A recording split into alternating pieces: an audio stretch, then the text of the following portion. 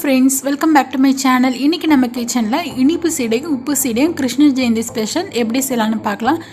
வீடியோவை ஸ்கிப் பண்ணாம பாருங்க. அப்பதான் வெடிக்காம சீடை எப்படி செய்யறதுன்னு தெரிஞ்சுக்கலாம். இதுக்கு 2 கப் அளவுல அரிசி மாவு எடுத்துக்கிறேன். 1 கப் இனிப்புக்கும் 1 கப் உப்பு சீடைக்கும். இதை மீடியம் ஃப்ளேம்ல வச்சுட்டு ஒரு 10 நிமிஷம் நல்லா வறுத்து விட்டுக்கலாம்.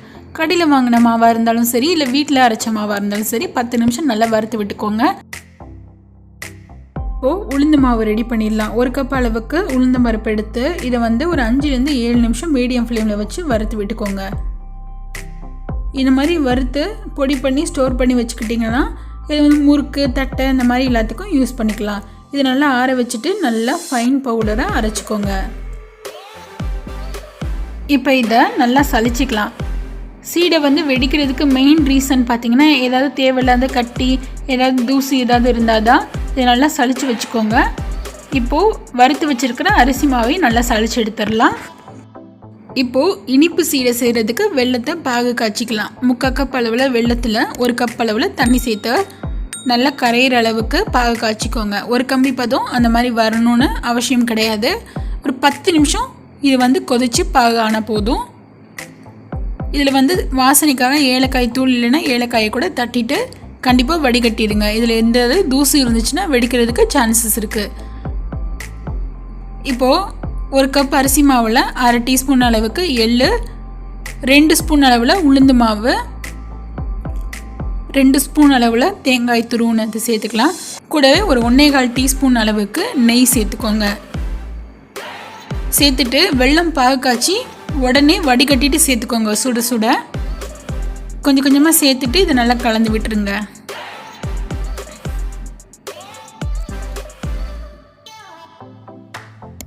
இது கிட்டத்தட்ட ஒரு 1 மணி நேரம் ஆகும், ஆறட்டும்.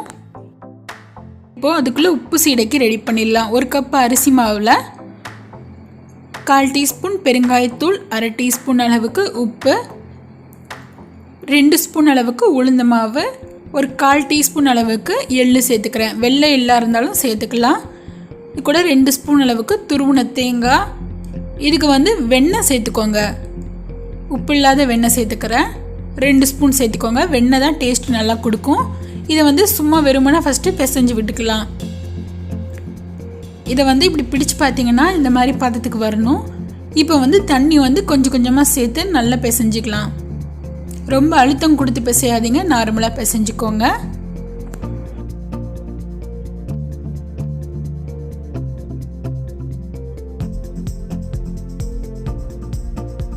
இப்போ இதை நம்ம சின்ன சின்ன உருண்டைகளாக உருட்டிக்கலாம்.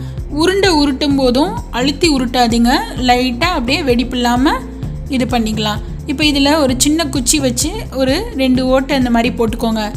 இந்த மாதிரி ஓட்டை போடும்போது ஃபஸ்ட் டைம் செய்கிறவங்க கூட பயம் இல்லாமல் வெடிக்காமல் செய்யலாம். இப்போ எண்ணெய் சூடானதும் மீடியம் ஃப்ளேமில் வச்சுட்டு ஒரு 2 நிமிஷம் உருண்டைகளை சேர்த்து ஃப்ரை பண்ணி எடுத்துக்கோங்க.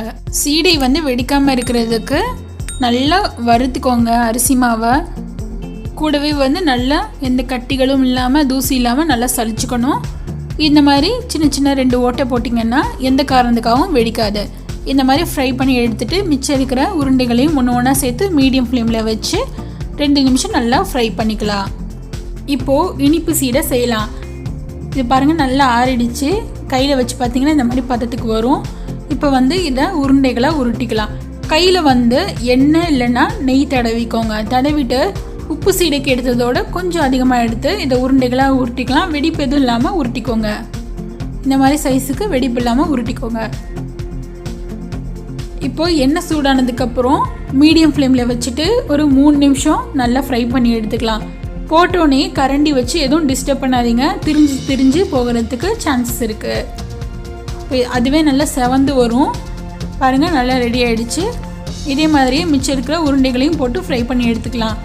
அவ்வளோதான் ஃப்ரெண்ட்ஸ், நம்ம வீட்டிலையே சூப்பராக சீடை வெடிக்காமல் எப்படி செய்யலான்னு பார்த்தோம்.